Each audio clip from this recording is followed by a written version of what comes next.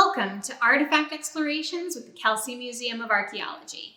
Today, we are going to begin our exploration of the city of Karanis. Karanis was a city located on the edge of the Fayum, the largest oasis in Egypt. It was excavated by the University of Michigan between 1924 and 1935.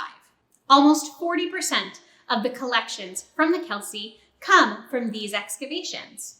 Karanis was an important agricultural town, which was founded around the year 250 BCE, during the Hellenistic period of the Ptolemaic kings. The fertile farmland of the Fayum made Karanis a significant center for farming and food distribution in the area, and it would remain so into the Roman period until the city was abandoned around the 5th century CE. Many times when we think of the archaeology of ancient Egypt, we think of things like mummies, pyramids, and tombs. But what makes Karanis so special is that it was just a city where everyday people lived their lives. It gives us a peek into the lives of regular, non-elite people like farmers and shopkeepers. As with much of the material from ancient Egypt, the dry climate played a significant role in the preservation of these artifacts. But in Karanis, we got even luckier. Karanis was the victim of a slow-moving natural disaster, climate change. Its location on the edge of the Fayum meant that Karanis was the victim of frequent sandstorms blowing in from the desert. When a sandstorm would blow up, the residents of Karanis would leave town until the storm abated. They would then return to town to clean up. Imagine having to not only sweep out your personal home, which included your basement storeroom and your first floor, but also having to sweep out the street. I know I would get tired of all of the sweeping. It would certainly feel like fighting a losing battle. Well, the Karanians came up with an alternative.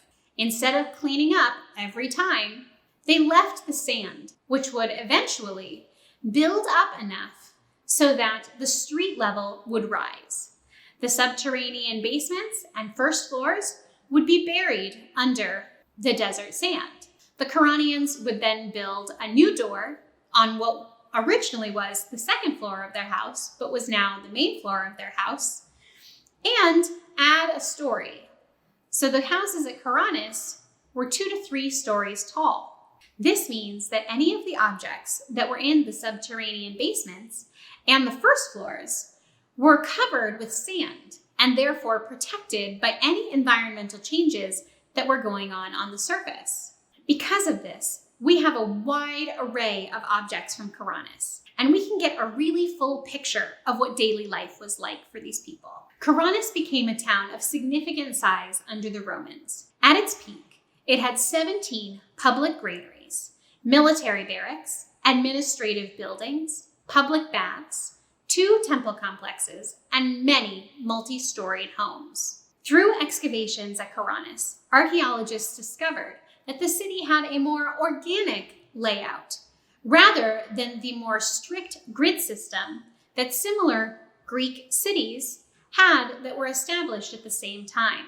Unfortunately, much of the city center was destroyed by sebach miners. Sebach is a fertilizer that is created when mud brick decomposes. So we don't know what other administrative buildings may have been in the middle of town. Of the 2 temple complexes, one was dedicated to an unknown god, and the other was dedicated to 2 local crocodile gods, Ptisichos and Nephoris. A building, which is possibly a Mithraeum, was also discovered. Mithras was a Persian god who was popular amongst Roman soldiers. The military barracks were less of a home for soldiers and more an administrative center where taxes could be collected. And the soldiers were closer to local administrators than active combat soldiers. We hope you enjoyed this brief introduction to the excavations at Karanis, and you join us again soon for more videos as we explore the artifacts that were uncovered during these excavations.